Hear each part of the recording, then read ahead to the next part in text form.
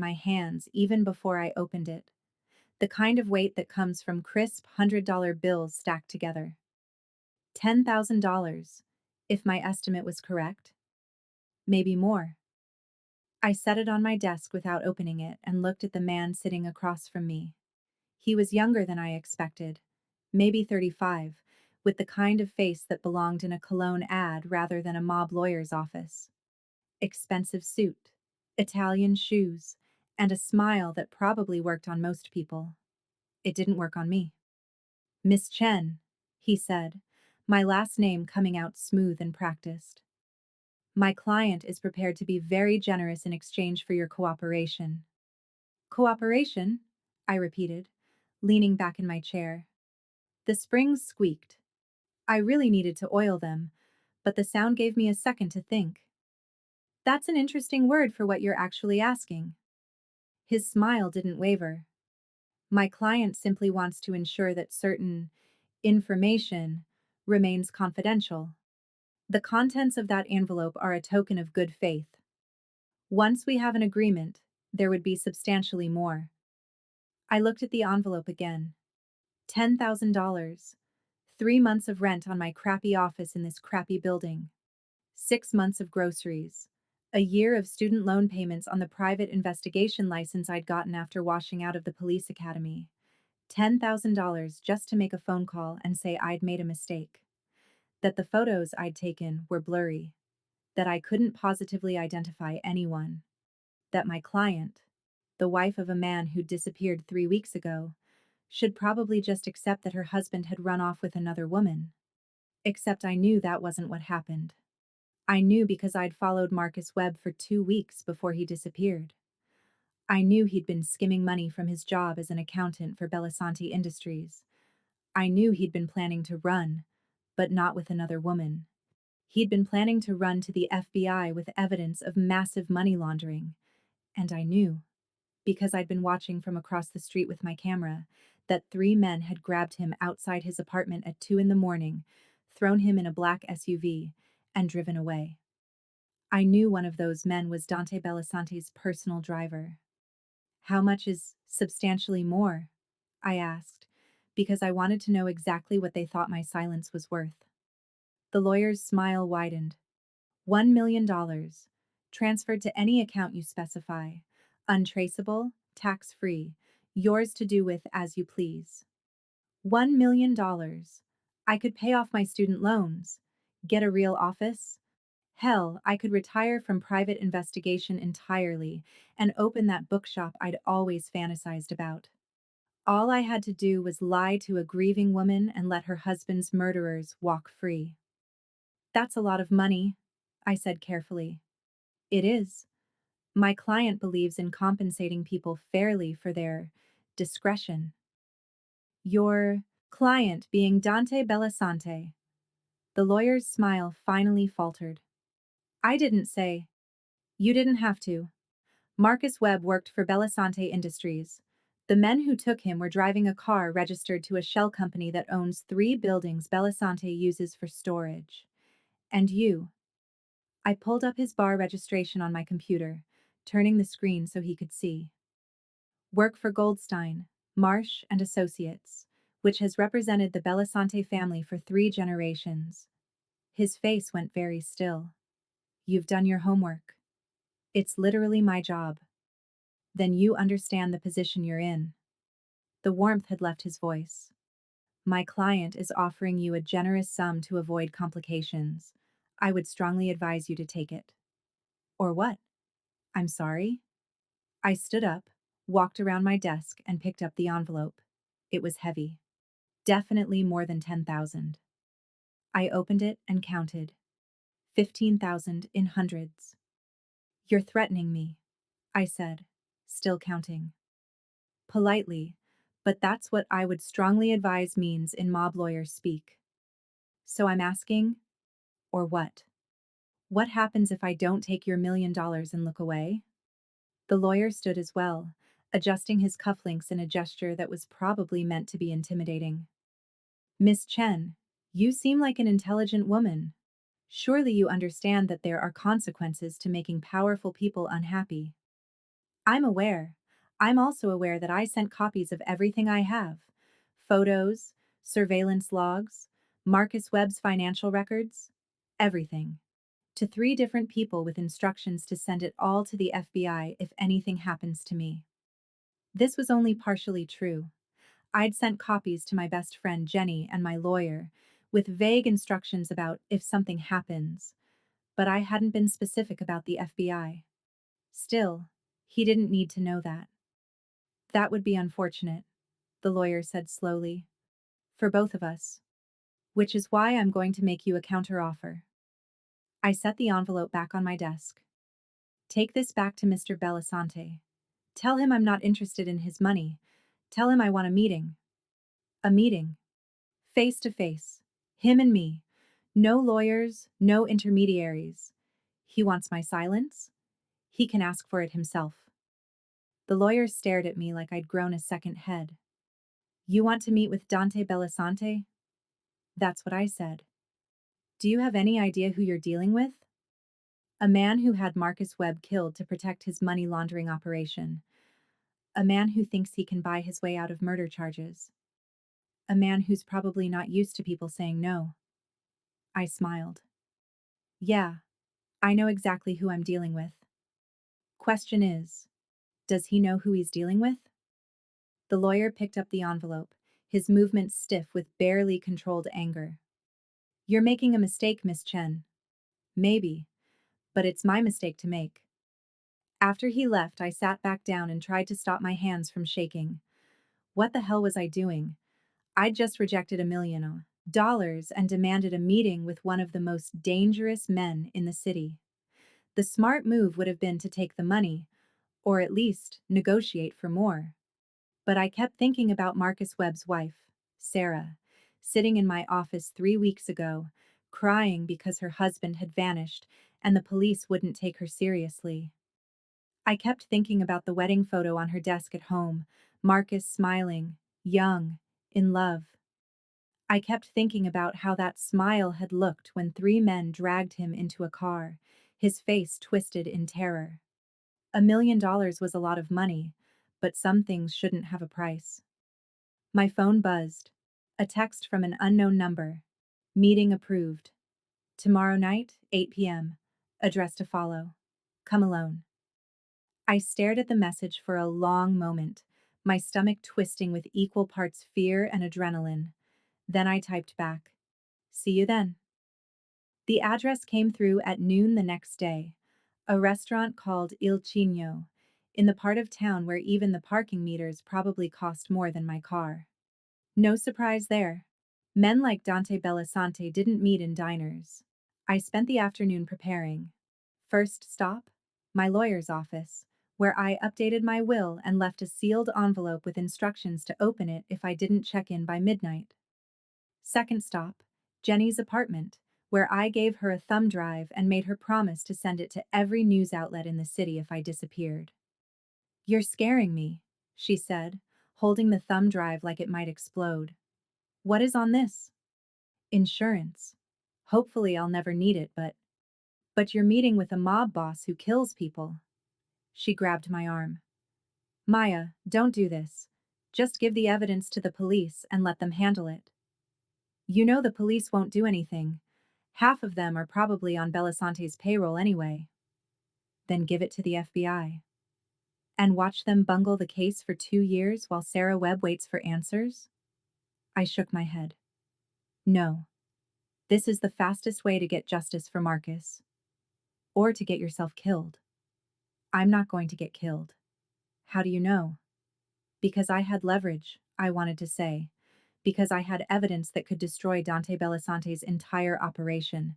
Because he needed me alive more than he needed me dead. But I didn't say any of that. Instead, I hugged Jenny and promised I'd be careful. Third stop. My apartment, where I changed into the only dress I owned that didn't make me look like I'd bought it at a thrift store. Black, simple, professional. I pulled my hair back in a bun and applied makeup with a steady hand that betrayed none of my nerves. Looking at myself in the mirror, I barely recognized the woman staring back. Maya Chen, private investigator, who lived on ramen and cold coffee and mostly worked cheating spouse cases. That woman wouldn't have demanded a meeting with Dante Bellasante. But apparently, that's exactly what I'd done. I arrived at Il Chino 15 minutes early and spent the time sitting in my car, watching the entrance. The restaurant was all glass and warm lighting, the kind of place where appetizers cost $50. A valet took keys from guests in luxury cars while a doorman in white gloves held the door. This was a mistake. I should leave. I should. My phone buzzed. Another text from the unknown number. Stop sitting in your car. You're making my security nervous. Come inside. I looked around but couldn't see anyone watching me, which meant they were good. Okay then. I got out of my car, handed my keys to a very confused valet who clearly didn't know what to do with my 10-year-old Honda, and walked inside like I belonged there. The hostess greeted me with a smile that didn't reach her eyes. Miss Chen, Mr. Bellasante is waiting. Right this way. She led me through the main dining room, which was full of beautiful people eating beautiful food, to a private room in the back. She knocked twice, opened the door, and gestured me inside. The room was smaller than I expected, intimate even. One table, two chairs, candles already lit. And standing by the window, looking out at the city, was Dante Bellasante. I'd seen photos, of course, newspaper articles about his legitimate business ventures, society page coverage of charity galas, courthouse sketches from the 3 separate trials that had failed to convict him of anything. But photos didn't capture the presence of the man. He was tall, over 6 feet, with the kind of build that came from personal trainers and expensive gyms. His suit probably cost more than I made in 6 months. Dark hair, sharp features, and when he turned to look at me, eyes that were almost black in the candlelight. Miss Chen, he said, his voice accented and smooth. Thank you for coming. Did I have a choice? A slight smile. Everyone has choices. You could have taken the money. You could have gone to the police. Instead, you chose this. He gestured to the empty chair. Please, sit. I took the liberty of ordering for us. I'm not here to have dinner with you. Nevertheless, we will eat while we talk. I find that good food makes difficult conversations more palatable. He pulled out my chair, and after a moment's hesitation, I sat. He took the seat across from me, and immediately a waiter appeared with wine, pouring for both of us before vanishing again. To new acquaintances, Bellasante said, raising his glass. I didn't toast. Let's skip the pleasantries. You wanted this meeting. I'm here. Talk. He took a sip of wine, studying me over the rim of his glass. You're very direct. I'm very busy, and I'm not interested in playing games. No games. Very well. He set down his glass. You have something I need. I'm prepared to compensate you generously for it. The photos and financial records. Among other things, my lawyer mentioned that you've been quite thorough in your investigation. That's what I was hired to do. By Marcus Webb's wife. The use of past tense wasn't lost on me. Is he dead? Belasante's expression didn't change. You seem to believe he is. 3 men grabbed him off the street. He hasn't been seen since. I've investigated enough missing persons cases to know what that usually means. Usually. Not always. So he's alive? I didn't say that. You didn't deny it either. The waiter returned with appetizers I didn't remember ordering. Some kind of seafood thing that probably cost more than my weekly grocery budget. Bellasante picked up his fork, and after a moment, I did the same. The food was incredible. I hated that it was incredible. Let me be frank with you, Miss Chen, Bellasante said, after we'd eaten in silence for a few moments. Marcus Webb was stealing from me. He was also gathering evidence to use against me in exchange for immunity from prosecution. This made him a liability. So you killed him? I didn't say that. I said he was a liability. How that liability was addressed is not something I'm prepared to discuss. But you want me to believe he's alive. I want you to understand the situation you've inserted yourself into. Marcus Webb was not an innocent man. He was a criminal who got caught and tried to make a deal. He was trying to do the right thing. Was he? Or was he trying to save himself from prison? Belisante leaned forward slightly. You've seen his financial records. You know he was skimming money long before he decided to play informant. If he'd gone to the FBI, he would have been prosecuted along with everyone else. This wasn't noble. It was self-preservation. I wanted to argue, but he had a point. Marcus Webb had been stealing for months before he got cold feet. That doesn't give you the right to kill him. Again, I haven't admitted to killing anyone. But hypothetically speaking, if someone in my organization posed a threat to hundreds of employees, to dozens of legitimate businesses, to families who depend on those businesses, would I have an obligation to protect them? Not through murder. Through whatever means necessary. His voice was cold now, the charm stripped away. This is not a world of moral absolutes, Miss Chen. It's a world of difficult choices and acceptable losses. Acceptable to who? To me, because I'm the one who has to make them. The waiter returned to clear our appetizer plates and bring the main course. Some kind of pasta that smelled amazing. I shouldn't be eating. I should be getting out of here. But I stayed. You said you were prepared to compensate me generously, I said, twirling pasta on my fork. Your lawyer mentioned $1 million. That was the opening offer. I'm prepared to go higher. How much higher? 2 million. Cash, gold, cryptocurrency, whatever format you prefer. Completely untraceable. $2 million. More money than I would make in my entire life doing private investigation work.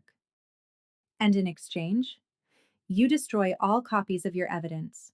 You tell Sarah Webb that you couldn't find anything useful. You close the case and move on with your life. A very comfortable life, with $2 million. Exactly. I set down my fork and looked at him directly. No. His expression barely changed, but something in his eyes went very still. No. I'm not interested in your money. Everyone is interested in money, Miss Chen. Not me, not for this. Then what do you want? This was it. The moment I'd been building toward since demanding this meeting. The moment where I either got what I came for or ended up as another missing person case. I want the truth, I said, about what happened to Marcus Webb. The whole truth, not lawyer speak and hypotheticals. And I want justice. Justice. If he's alive, I want to know where. If he's dead, I want his body returned to his wife so she can have closure. And I want the men who took him held accountable. Belisante stared at me for a long moment. Then he laughed. Actually laughed. A genuine sound of surprise and amusement. You want me to turn myself in? I want you to do the right thing. The right thing. He shook his head, still smiling. Miss Chen, I admire your principles. I truly do. But you're asking for something impossible. Why is it impossible? Because I built this organization over 20 years. I employ hundreds of people. I have obligations, responsibilities. Turning myself in would destroy all of that. Then rebuild it. Legitimately this time. It's not that simple. It never is. But you could start. He studied me with those dark eyes, and I felt the weight of his attention like a physical thing. You really believe that, don't you? That I could just walk away from this life and start over? People do it all the time. Not people like me. Why not? Because he stopped, seeming to reconsider what he was going to say. Because there are consequences to walking away. For me, for my people, for everyone connected to my organization. There are also consequences to staying. How many more people have to disappear before you decide it's not worth it? That's not a fair question. Fair? You're lecturing me about fair? I leaned forward. Marcus Webb is probably dead. His wife is devastated. And you want to pay me $2 million to pretend none of it happened. Don't talk to me about fair. What do you want me to say, Miss Chen? That I'm sorry? That I regret the choices I've made? Would that change anything? It would be a start. He was quiet for a long moment, staring at his wine glass. When he spoke again, his voice was softer. Marcus Webb is dead. He died 3 days after my men took him. It was quick. He didn't suffer. His body was disposed of in a way that ensures it will never be found. The confirmation hit me harder than I expected. I'd known, of course, but knowing and hearing it said out loud were different things. Who gave the order? I asked quietly. I did. Why? Because he was a threat. Because I had to protect my organization. Because. He stopped again. Because that's what I do. I make the hard choices so other people don't have to. That's a convenient rationalization. It's the truth, however uncomfortable it makes you. The waiter came back to clear our plates. Neither of us had finished eating. He offered dessert menus, but Belisante waved him away. So that's it? I said when we were alone again. Marcus Webb is dead, his body is gone, and you expect me to just accept that? No, I expect you to make a choice. He pulled out his phone and typed something. A moment later, my phone buzzed. I've just transferred $3 million to an offshore account in your name. The account information is in the text I just sent you. I looked at my phone. Sure enough, there was a message with bank routing numbers and access codes. 3 million, I said, plus a guarantee of safety. For you. For anyone you care about. My people won't touch you. You can walk out of here tonight and live your life however you want. All I have to do is destroy the evidence and lie to Sarah Webb. Yes. I looked at the text message again. $3 million. Financial security for the rest of my life. All I had to do was compromise every principle I had. Or? I asked.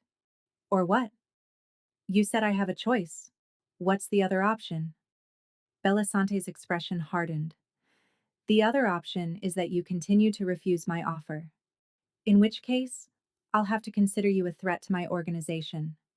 You'll kill me. I'll do what's necessary. Even though I have insurance, even though everything I know goes to the FBI if something happens to me, you're bluffing. Am I? We stared at each other across the table and I realized we'd reached an impasse. He didn't believe I'd actually set up a dead man's switch. I wasn't sure I believed he'd actually kill me. Let me make a counteroffer, I said. I'm listening. You give me Marcus Webb's body. You let me return it to his wife. And in exchange, I'll destroy half of the evidence I have. Half. Half. The financial records? The photos of your men taking him? Those go away. But I keep copies of everything else. Insurance, like you said. So you can blackmail me later. So we both have something to lose if this goes wrong. Mutually assured destruction. You can't come after me without triggering the release of evidence. I can't release the evidence without losing my leverage over you. He considered this, fingers drumming on the table. And what do I get out of this arrangement besides a perpetual threat hanging over my head? You get me not going to the FBI right now. You get to keep running your organization and… I hesitated, then committed to the gamble. And you get a chance to prove you're more than just a killer. Excuse me? Return Marcus Webb's body. Let his wife have closure. It doesn't undo what you did, but it's something. It's a choice that isn't about protecting yourself or your organization. It's about basic human decency. You think I care about human decency? I think you care about how you're seen, about legacy, about whether you're remembered as just another crime lord or as something more. Something shifted in his expression. I'd hit a nerve. You're asking me to take a significant risk, he said slowly. Returning a body that's connected to my organization, that could be traced back to me. Can be done safely if you're as smart as everyone says you are, and it gives you something you don't have right now. What's that? My cooperation. Willing cooperation, not forced silence bought with money. I leaned forward. You want me to look away? Give me a reason to. Show me you're capable of doing the right thing, even when it's hard. He stared at me for a long moment. Then he stood up and walked to the window, hands in his pockets, looking out at the city. You're either very brave or very stupid, Miss Chen. I've been told both. You realize that if I agree to this, you'll be forever tied to me, to my organization. The information you have makes you a permanent liability. Or a permanent asset. Depends on your perspective. He turned back to face me. Why are you really doing this? And don't tell me it's about justice for Marcus Webb. There's something else. He was perceptive. I'd give him that. My father was a police officer, I said quietly. 20 years on the force. Good cop, dedicated, honest. He was killed during a robbery when I was 16. The shooter got away. No witnesses, no evidence, no closure. My mother spent years trying to find answers and got nothing. I'm sorry. I don't want your sympathy. I want you to understand why I can't let Sarah Webb go through what my mother went through, not if I can prevent it. So, this is personal. Everything is personal, Mr. Belisante. We just pretend otherwise to make difficult decisions easier. He walked back to the table but didn't sit. Instead, he stood over me, and I had to tilt my head back to maintain eye contact. If I agree to this, he said, there are conditions. I'm listening. First, you destroy all copies of the financial records immediately, in front of me. Done. Second, the remaining evidence stays sealed unless I violate our agreement. If my organization moves against you or anyone you care about, then and only then do you release it. Agreed. Third. He paused. Third, you work for me. I blinked. What? You work for me, as a consultant. I have various business interests that could benefit from someone with your investigative skills. Legitimate business interests, he added, seeing my expression. I'm not asking you to cover up crimes. I'm asking you to help me run my legal operations more efficiently. You want to hire me? Yes, at a rate of $10,000 per week, plus expenses. You'll maintain your independence, keep your office, your other clients. But when I need your services, you make yourself available. Why? Because you're good at what you do. Because you have integrity, which is surprisingly rare in my world. And because, he smiled slightly, because if you're working for me, I know where you are and what you're doing. It's easier than having you investigated constantly. That's honest, at least. I find that honesty is undervalued in negotiations. So, do we have a deal? I should have said no, should have rejected his offer and walked away with my evidence intact. But he was offering me everything I'd asked for. Marcus Webb's body, a guarantee of safety, and enough money to actually make a difference in my life. All I had to do was tie myself to a criminal organization. I have one more condition, I said. Of course you do. You start distancing yourself from the illegal operations. I don't expect you to shut everything down overnight, but I want to see progress. Movement toward legitimacy. Because if I'm going to be associated with you, even as a consultant, I need to be able to sleep at night. That's asking a lot. So is working for a mob boss. He laughed again, that same genuine sound of surprise. You really don't know how to be intimidated, do you? I'm terrified right now. I'm just good at hiding it.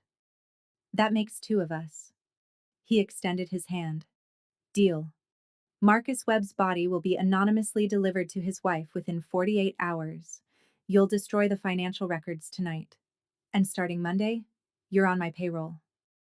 I stared at his hand for a moment, knowing that shaking it would change everything, that I'd be crossing a line I could never uncross. Then I thought about Sarah Webb, waiting for answers. I shook his hand. His grip was firm, warm, and lasted a fraction of a second longer than necessary. "Welcome to the organization, Miss Chen." "It's Maya," I said. "If we're going to be working together, you should probably use my first name." "Maya." He tested it out. "I'm Dante." "I know who you are." "You know my reputation. That's not the same thing." Before I could respond, his phone rang. He glanced at the screen and frowned. "I need to take this. Marco will drive you home." "I have my car." "Which will be delivered to you tomorrow." "Tonight, Marco drives you." "Non-negotiable. You're too valuable to risk in a car accident." He answered the phone and walked out of the room, speaking rapid Italian. I sat there for a moment, trying to process what I'd just agreed to. A man appeared in the doorway, tall, scarred, dangerous looking.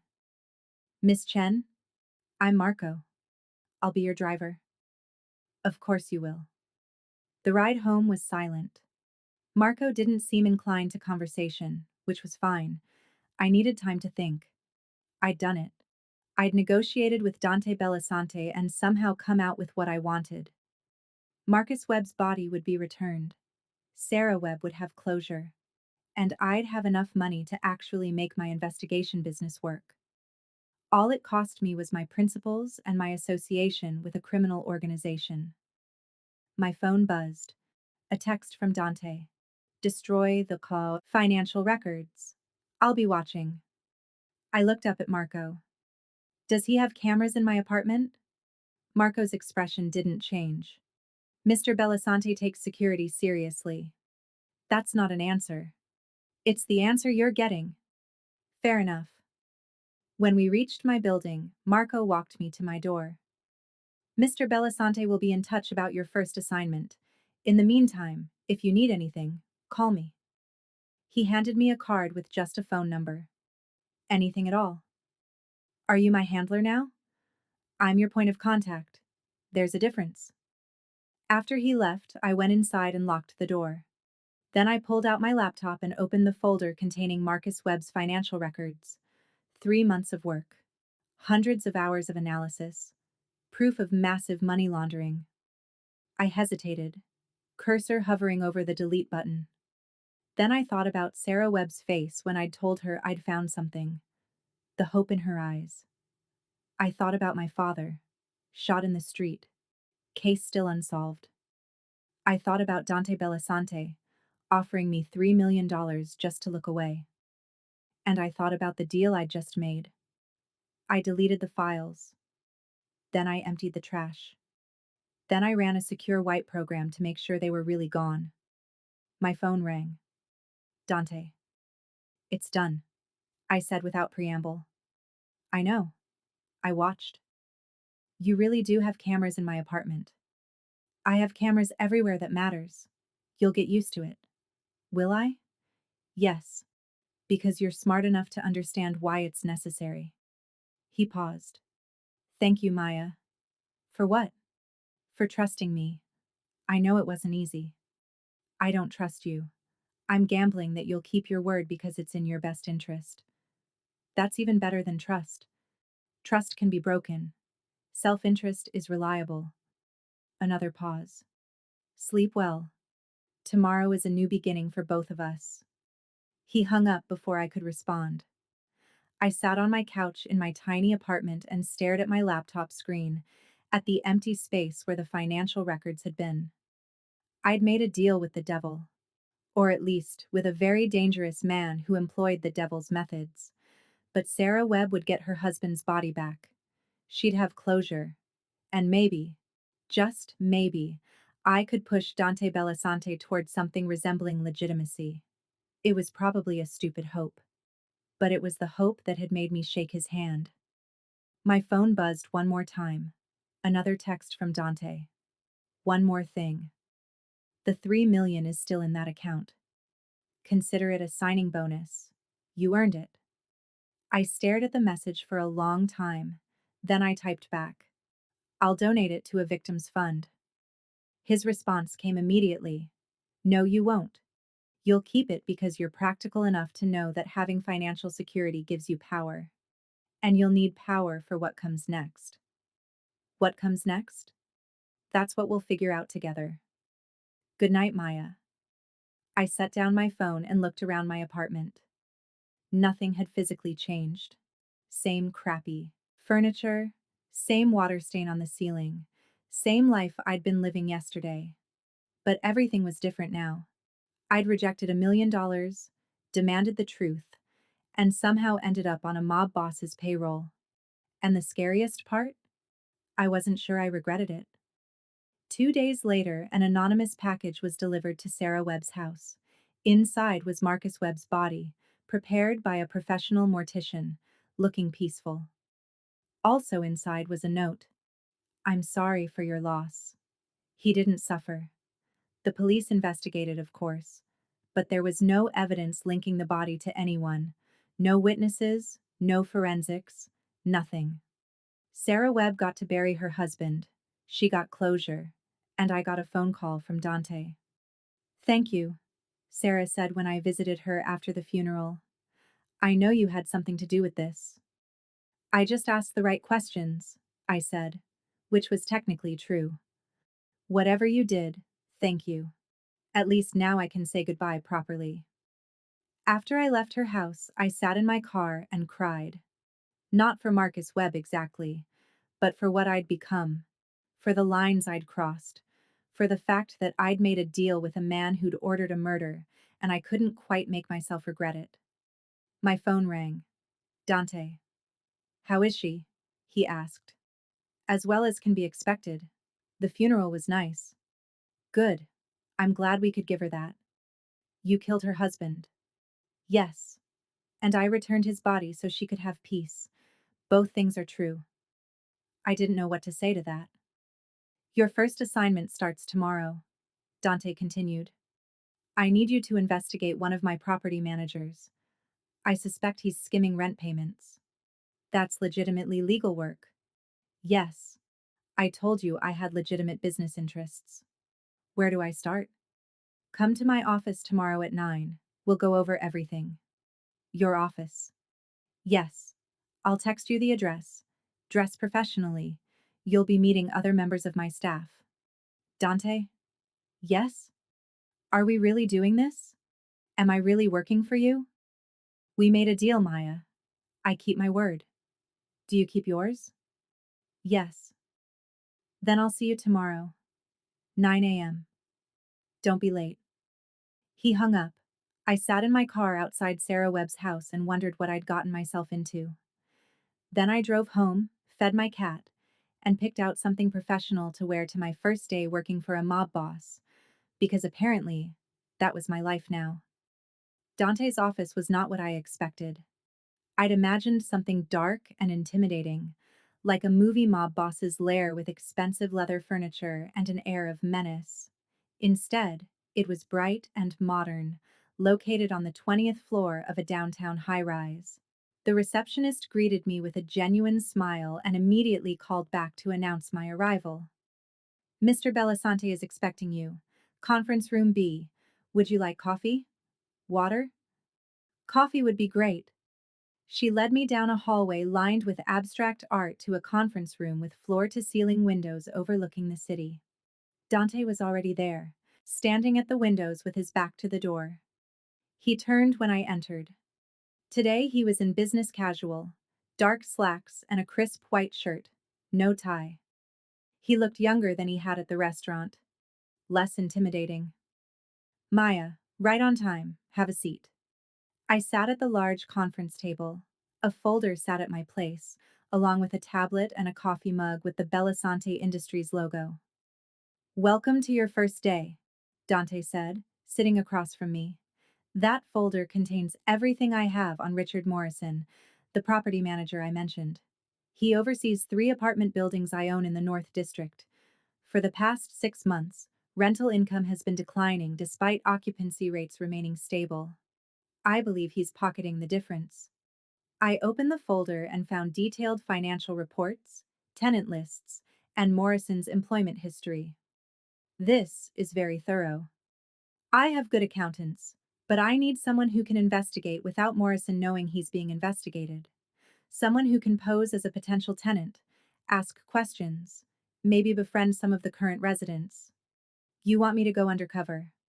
I want you to do what you do best, find the truth. I flipped through the documents, my investigator brain automatically organizing information. This will take at least 2 weeks, maybe more if Morrison is careful. Take whatever time you need. You'll be paid whether it takes 2 weeks or 2 months. 10,000 per week. Yes. That was insane money for what was essentially a straightforward investigation, but I wasn't going to argue. I'll need an expense account. If I'm posing as a potential tenant, I'll need to look the part. Plus bribes for building staff, equipment for surveillance. Already set up. He slid a credit card across the table. Company card. Use it for any expenses related to the investigation. No limit, but be reasonable. I picked up the card. Maya Chen was embossed on it, along with Belisante Industries, consultant. This is real. Of course it's real. You work for me now. You need proper resources. Most of my clients pay me $2,000 per case. Most of your clients are suspicious spouses trying to catch their partners cheating. I'm not most clients. He leaned forward. I expect excellence, Maya. I expect thoroughness, discretion, and results. In exchange, you'll be compensated extremely well. Fair? More than fair. Good. The tablet has secure communication software. Use it to send me updates. Don't email, don't text from your personal phone. Everything goes through encrypted on. It was already set up with my name and photo. You really are serious about security. I have to be. In my world, information is currency. Information leaks can cost millions of dollars or cost lives. His expression was grave. Which is why I need to know you understand the importance of confidentiality. I'm not going to tell anyone what I'm working on. I know. But I need you to understand the consequences if you do. Not threats, he added quickly, seeing my expression. Just reality. You're now part of an organization that has enemies. Those enemies would love to know what you're investigating, who you're investigating, what you find. If that information leaks, people get hurt. Yes. So please, take this seriously. Use the encrypted systems. Don't discuss your work with anyone, including your friend Jenny or your lawyer. And if anything seems suspicious, if anyone approaches you asking questions, if you notice you're being followed, contact Marco immediately. You really think I'm in danger? I think you're valuable, which makes you a target. Better to be paranoid and safe than trusting and dead. Hard to argue with that logic. We spent the next hour going over the details of the Morrison investigation. Dante was surprisingly hands-on, asking intelligent questions and offering suggestions that actually made sense. Whatever else he clearly understood business. One last thing, he said as I was gathering my materials to leave. Every Friday, my senior staff meets for lunch. It's casual, a chance to discuss ongoing projects and build relationships. I'd like you to join us this week. Is that necessary? I'm just a consultant. You're not just anything, Maya. You're my investigator. And that means you're part of the inner circle. People need to know who you are and what you do. And what will you tell them about me? The truth. That you're a private investigator I've hired to help with internal security and personnel issues. That you'll occasionally be conducting investigations on behalf of the company. And that you have my complete trust. The last part made me uncomfortable. Do I? You kept your word about the financial records. You negotiated in good faith. You've done nothing to make me doubt you. He stood. And frankly, the fact that you turned down $3 million tells me more about your character than anything else could. Most people would say turning down $3 million shows poor judgment. Most people lack principles. You don't. That makes you unusual, valuable. I wasn't sure how to respond to that, so I didn't. As I was leaving, Dante walked me to the elevator. How are you doing? Really? The question surprised me. What do you mean? You made a difficult choice 2 nights ago. You partnered with someone you probably see as a criminal. You're compromising your principles to work for me. That can't be easy. It's not. But you're still here. I made a deal. I keep my word too. That's not the only reason. He stepped closer. You're here because you're curious. About me, about my organization, about whether there's something salvageable in all of this. You think you're salvageable? I think I'm trying to be. And I think you're the kind of person who believes in redemption. The elevator arrived, and he held the doctor for me. Friday, 1 p.m. Lunch is catered, but if you have dietary restrictions, let the receptionist know. As the elevator doors closed, I found myself thinking about what he'd said. Was I here because I believed in redemption, or was I just rationalizing a morally compromising decision with pretty words? I didn't have an answer. The Morrison investigation took exactly 14 days. I posed as a potential tenant named Sarah Lee, wore business casual clothes that made me look successful enough to afford upscale rent, and spent hours touring apartments and chatting with current residents. What I found was worse than simple embezzlement. Richard Morrison wasn't just skimming rent payments. He was also running a side business of illegal sublets, taking cash payments from undocumented tenants and keeping them off the official books. He was charging these desperate people double the normal rent because they had no legal recourse. It was cruel and exploitative, and exactly the kind of thing I hated. I documented everything: photos, recordings, financial records, and compiled it into a comprehensive report. Then I sent it to Dante through the encrypted tablet. His response came within an hour. Come to the office. Now. When I arrived, Dante was waiting in the same conference room. But this time, he wasn't alone. Marco was there, along with 2 other men I didn't recognize, both in expensive suits, both watching me with expressions that ranged from curious to hostile. Gentlemen, this is Maya Chen, Dante said. Maya, this is Antonio Rossi and Vincent Marchetti. They oversee property management and human resources, respectively. I nodded to them. They nodded back. Maya, walk us through what you found. I did, laying out the evidence methodically. The more I talked, the darker Dante's expression became. The other men looked increasingly uncomfortable. When I finished, Antonio Rossi spoke first. This is a disaster. If this gets out, if anyone connects this to our organization, it won't get out, Dante said coldly, because we're going to handle it. Maya, recommendations? Fire Morrison immediately, report him to the police for fraud and exploitation, make restitution to the tenants he cheated, and hire a property manager who isn't a sociopath. Agreed. Antonio, make it happen. I want Morrison gone by end of day. Maya will provide you with a list of affected tenants. Work with accounting to calculate appropriate restitution. Generous restitution. That could be expensive, Vincent said carefully. I don't care. These people were exploited by someone working for me. We make it right. The firmness in his voice surprised me. He actually meant it. There's one more thing, I said. The undocumented tenants. If we fire Morrison and report him to the police, they'll scatter. They'll end up on the street, or in worse situations. What do you suggest? Dante asked. Let them stay. Officially. Reduce their rent to market rate. Get them proper leases. Help them find paths to legal residency if possible. Antonio looked like he might argue, but Dante cut him off. Do it. All of it.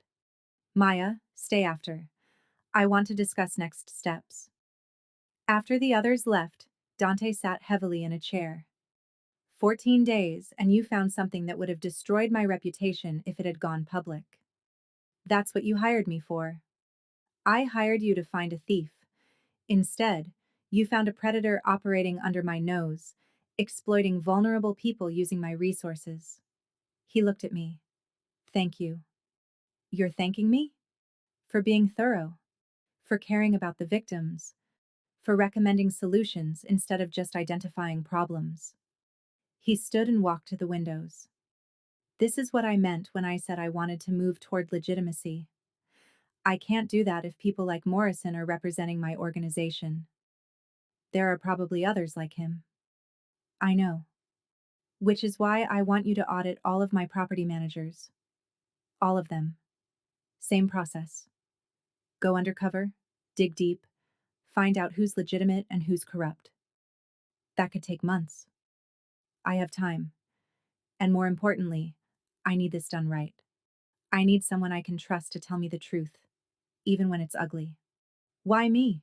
You have security people, accountants, who are all part of the system, who might be compromised or complicit. You're an outsider. You have no loyalty to anyone except your own conscience. He turned to face me. That makes you dangerous and valuable in equal measure. I thought about Morrison, about the families he'd exploited. I'll do it. On one condition.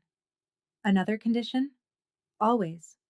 You give me authority to recommend terminations and criminal referrals without checking with you first. I find someone dirty. They're gone. No debate. No second chances. That's a lot of power. You said you trust me. We stared at each other for a moment. Then he smiled. Fine. You have the authority. But Maya? Use it wisely. Over the next 3 months, I audited 19 property managers. I found 4 more like Morrison, corrupt, exploitative, using their positions to prey on vulnerable people. I recommended termination for all of them, plus criminal referrals for 2. Dante backed me every time. I also found something unexpected. Some of Dante's employees were genuinely good people doing legitimately good work. Property managers who went above and beyond for their tenants. Maintenance staff who actually cared about keeping buildings safe and habitable. Office workers who processed rent assistance applications with compassion. It turned out that Dante's organization wasn't entirely criminal. A lot of it was exactly what he'd claimed: legitimate business operations run by decent people. That didn't absolve him of the illegal parts, but it complicated my view of him. The Friday lunches became routine. Senior staff meetings where we discussed ongoing projects, shared information, and built working relationships. I was initially uncomfortable being around people who definitely knew about Dante's illegal activities, but gradually I realized that most of them were just trying to do their jobs and pay their bills. They weren't monsters. They were people. Dante and I developed a working relationship that was professional, but oddly comfortable. He would call with investigation requests, and I would deliver results. He never questioned my methods or my recommendations. He just trusted me to do my job. And slowly, despite my better judgment, I started to trust him too. It was during this time that I noticed something interesting.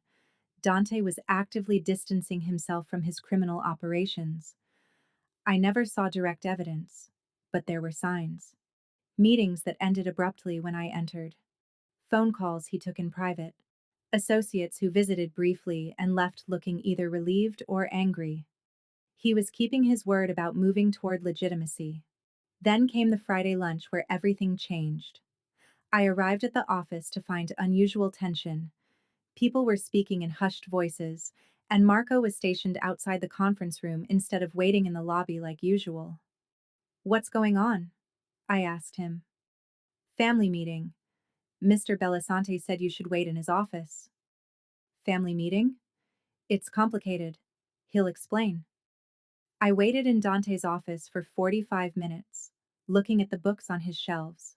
Surprisingly eclectic. Philosophy, history, business theory, and a full collection of Italian literature. Before he finally appeared. He looked exhausted. Sorry for the delay, he said, closing the door behind him. Things are complicated right now. Marco said it was a family meeting. It was. My uncle and cousins have concerns about the direction of the organization. Concerns meaning they don't like that you're going legitimate. Concerns meaning they think I'm weak, that I've lost focus, that I'm putting the entire operation at risk. He poured himself a drink from the bar cart. Whiskey, neat, and downed it in one swallow. They want me to step aside. Can they do that? In theory, yes. This is a family business. If enough of the family votes against me, I can be removed as head of the organization. What happens if they remove you? My uncle Carlo takes over. And everything I've been working toward, the legitimacy, the distance from criminal operations, all of that ends. Carlo believes in the old ways. Intimidation, violence, corruption. He'll undo years of progress. I sat down on the couch. So, what are you going to do? I don't know. He poured another drink but didn't consume it, just stared at the amber liquid. I've been so focused on transitioning to legitimate business that I didn't notice my own family organizing against me. Do you have support? People who will stand with you? Some. Marco, Antonio, Vincent. They're loyal. But I don't have enough votes to counter Carlo if he pushes for a family vote. When will that happen? Soon. Maybe as early as next week. He finally looked at me. I'm telling you this because it might affect your position. If Carlo takes over, he'll likely terminate any consultants he didn't personally hire. You should prepare for that possibility. You're firing me? I'm warning you. If I'm removed, you'll lose this income. You should plan accordingly. I should have been relieved. This was my chance to get out, to walk away from this increasingly complicated situation with my principles mostly intact. Instead, I heard myself say, what if I helped? Helped how? I'm an investigator. If your uncle and cousins are organizing against you, there's probably evidence of that organization. Meetings, communications, financial arrangements. Let me find it. Maya, these are dangerous people. If they discover you're investigating them, they won't discover it. I'm good at what I do. This isn't some property manager skimming rent. These are people who've killed for less than what you're proposing. I know. But you kept your word to me. You returned Marcus Webb's body. You've been moving toward legitimacy. I'm not going to let your family undo that without a fight. He stared at me for a long moment. Why do you care? Because I stopped, trying to articulate something I barely understood myself. Because I've spent 3 months watching you try to be better than what you were. And because if your uncle takes over, people like Morrison will come back. The tenants you helped, the progress you made, all of it disappears.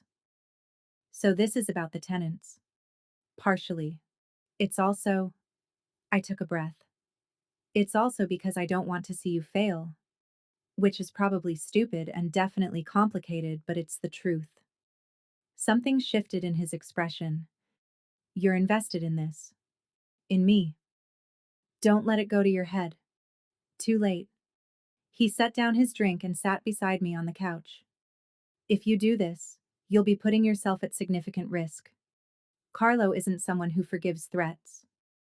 Then we'll have to make sure he doesn't find out I'm a threat until it's too late. You're serious about this? Completely. He studied my face, searching for doubt or hesitation. Whatever he saw must have satisfied him because he nodded slowly. Okay. But we do this my way. You investigate, but Marco stays with you at all times. You don't meet with anyone in my family alone. And at the first sign of danger, you pull out. Agreed? Agreed. Then let's start with what we know. Carlo has been meeting with my cousins, Stefano and Luca. All three of them have been opposed to my legitimate business initiatives from the beginning. They've also been meeting with some of our older associates, the ones who came up in the organization during my father's time. Building a coalition. Exactly. If I can prove they're actively conspiring against me, I can have them removed from the family business entirely. Family law allows for expulsion in cases of betrayal. Family law? Our organization has rules, Maya. They may not be legal rules, but they're enforced nonetheless. One of those rules is that you don't plot against the head of the family. If I can prove Carlo and my cousins violated that rule, I can have them voted out. How do I prove conspiracy? Find their communications. They have to be planning this somewhere. Emails, texts, recorded meetings. Carlo is old school, but he's not stupid. There will be evidence. Where do I start? With Stefano. He's the youngest, least experienced, also the most arrogant. If anyone in that group is sloppy, it's him. Dante pulled out his tablet and brought up a file. Stefano Bellasante, 28 years old, Northwestern University, business degree. Came into the family business 3 years ago. Currently oversees our import-export operations. Import-export in quotes, meaning smuggling. Very likely, though I've never been able to prove it.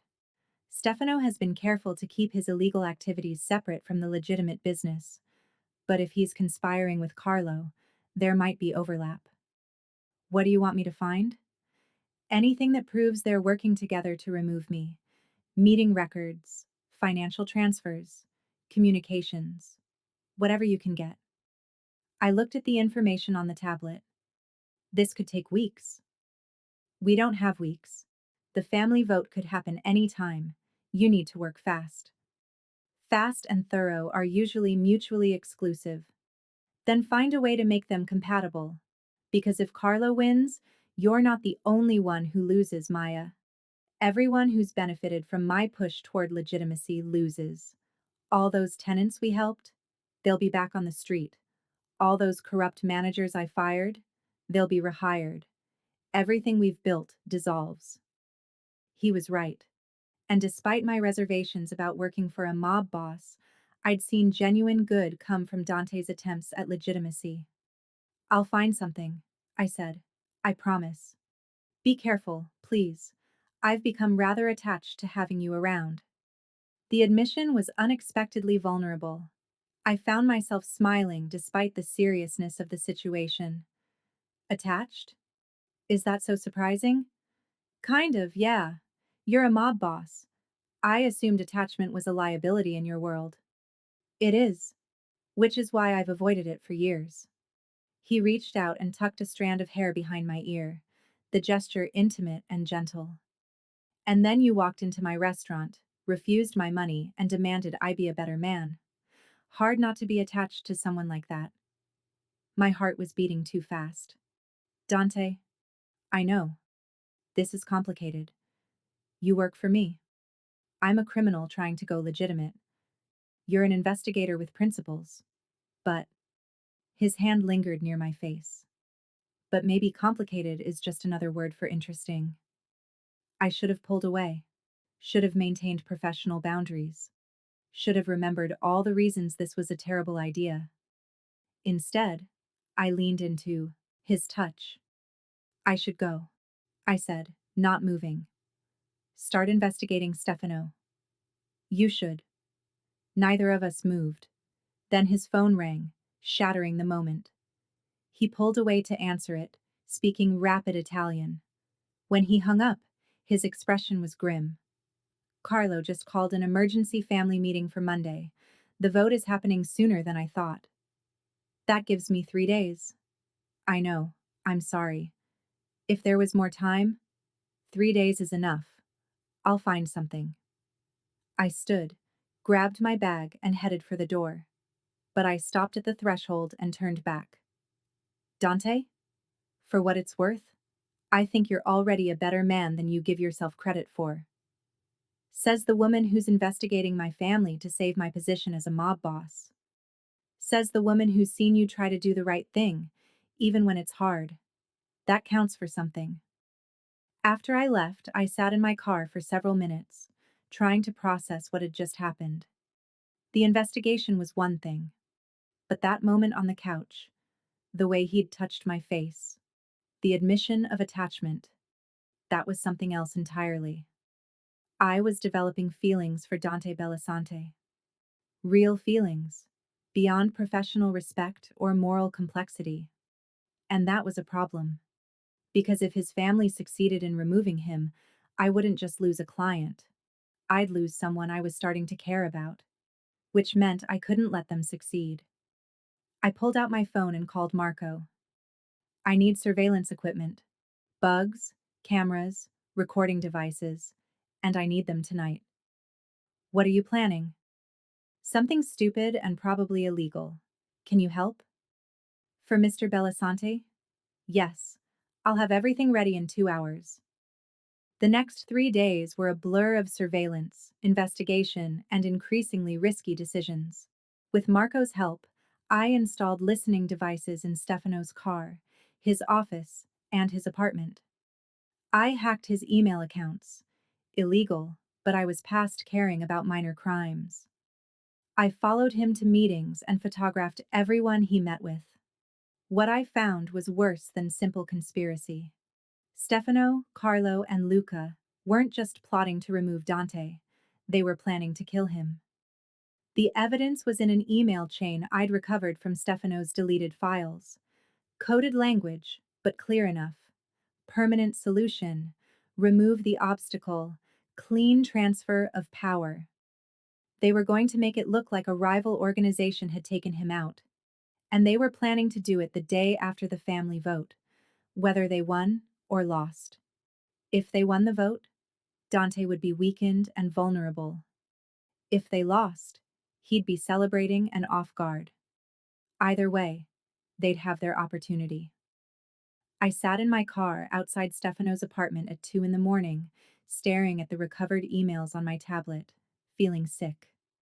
Dante needed to see this. Now. I called him. He answered on the second ring, voice alert despite the late hour. Maya, what's wrong? I found something. Something bad. I'm coming to you now. It's 2 a.m. I don't care. This can't wait. 20 minutes later, I was at Dante's house, an actual house in the suburbs, not the office downtown. Marco had given me the address and security codes. Dante met me at the door wearing sweatpants and a t-shirt, hair mussed from sleep. It was the most casual I'd ever seen him. Come in, he said, concern evident on his face. What did you find? I handed him the tablet. Read the email chain. All of it. I watched his face as he read, watched the color drain from it, watched his expression cycle through disbelief, anger, and finally cold fury. They're going to kill me. Yes. Monday night, after the vote, they've hired someone from out of state. Professional hit. He set down the tablet carefully, his hands shaking slightly. My own family. I'm sorry. Don't be. You probably just saved my life. He looked at me. This changes everything. I can't just expose them at the family meeting. If I do that, they might move up their timeline. So what do? I move first. He pulled out his phone and made a call. Marco, I need you at my house. Now. Bring Antonio and Vincent. Emergency. Within 30 minutes, his living room was full of men in various states of undress, all looking alert and dangerous. Maya found evidence that Carlo is planning to have me killed, Dante said, without preamble. He passed around the tablet. Read it. All of you. The men read in silence. Their expressions ranged from shock to rage. This is a death sentence under family law, Antonio said quietly. Plotting to kill the head of the family. There's no coming back from that. I know, Dante said. Which means I need to act before the Monday meeting. I need to bring this to the family council and demand Carlo's expulsion. That's risky, Vincent said. If the council is already leaning toward Carlo, then I'll change their minds. This evidence is irrefutable. Carlo violated the most sacred rule of the family. The council will have to act. What about the hitman? Marco asked. If Carlo hired someone, I have people looking into it. Once we identify him, we'll handle it. They discussed logistics for another hour before everyone left except Marco, who insisted on staying to provide security. After Marco disappeared into a guest room, Dante and I were finally alone. You should go home, he said. Get some sleep. This has been. I'm not leaving. Maya, your family wants you dead. I'm not leaving you alone until this is resolved. I have Marco. You have me too. Deal with it. A slight smile. You're very stubborn. You're very in danger. Stubborn seems appropriate. He studied me for a moment, then nodded. Guest room is upstairs. Second door on the left. There's clothes in the closet. Sophia keeps spare things for unexpected guests. Thank you. I headed for the stairs but stopped halfway up. Dante? Whatever happens Monday, you should know that I don't regret this. Any of it.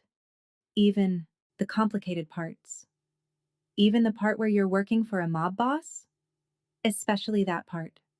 Because that mob boss kept his word and tried to be better. That matters. I went upstairs before he could respond, before I could say something even more revealing. But as I lay in an unfamiliar bed, staring at an unfamiliar ceiling, I knew the truth. I wasn't just invested in Dante's success as a business arrangement. I was invested in him, in who he was trying to become. And if his family succeeded in killing him, I didn't know what I would do. Monday came too quickly. The family council meeting was held in a private room at a restaurant I didn't recognize. Somewhere neutral, apparently, so no one felt they had home advantage. I wasn't allowed inside. This was family business, Dante explained. But I waited in the car with Marco, both of us tense and alert. How long do these usually take? I asked after the first hour. Depends. Could be 2 hours, could be 6. Family politics are complicated. We waited. 3 hours? 4. My phone buzzed. A text from Dante. It's done. Coming out. What does that mean? I asked Marco. We'll find out. 5 minutes later, Dante emerged from the restaurant. He looked exhausted but victorious. He got in the car and immediately pulled me into a hug. It's over, he said. Carlo, Stefano, and Luca have been expelled from the family. Unanimous vote. They're out. What about the hitman? We found him. He's been handled. I decided not to ask what handled meant. So you're safe? I'm safe. The organization is safe. And I have you to thank for that. He pulled back to look at me. You saved my life, Maya. Again. Just doing my job. This was more than a job. You put yourself at risk to help me. You could have walked away, taken your evidence to the authorities, washed your hands of all of this. I could have. I didn't want to. Why? I thought about lying, about deflecting, but I was tired of pretending. Because I care about you, and I want to see you succeed, and because maybe, possibly, I'm developing feelings that are completely inappropriate given our professional relationship. His smile was genuine and warm. Good. Because I've been developing completely inappropriate feelings too. Dante. I know. This is complicated. You're my consultant. I'm a mob boss trying to go legitimate. There are about 17 reasons why this is a terrible idea. He cupped my face in both hands. But I don't care. I want to try. If you'll let me. I should have said no. Should have maintained boundaries. Instead, I kissed him. It was brief, tentative, full of uncertainty. But it felt right. When we broke apart, Marco cleared his throat from the front seat. Should I drive somewhere specific? Or just circle the block while you two sort out your feelings? Despite everything, the danger, the complexity, the moral ambiguity, I laughed. Just take us home, Marco. 6 months later, I was in Dante's office. Hour.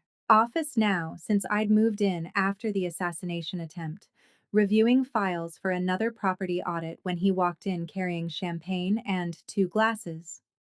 "We're celebrating," he announced. "Celebrating what?" "As of today, I'm officially out of all illegal operations. The last of the criminal enterprises has been sold off or shut down. Belisante Industries is now completely, entirely, 100% legitimate." I set down the file and stared at him. "You did it. You actually did it. We did it. None of this would have happened without you pushing me, helping me, believing I could be more than what I was." He poured the champagne and handed me a glass. "To new beginnings," he said. "To redemption. To us." We clinked glasses. "What happens now?" I asked.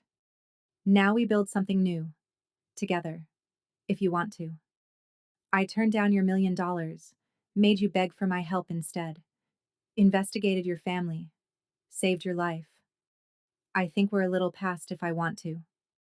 "So that's a yes?" "That's a yes." He kissed me then, properly this time, champagne forgotten on the desk. And somewhere in that kiss, I realized something. I'd set out to make a mob boss beg for my help. Instead, he'd made me fall in love with him, which meant we'd both won, or maybe we'd both lost track of who was supposed to be in control. Either way, I didn't regret a single complicated, morally ambiguous, completely inappropriate moment of it, because the Mafia boss had offered me $1 million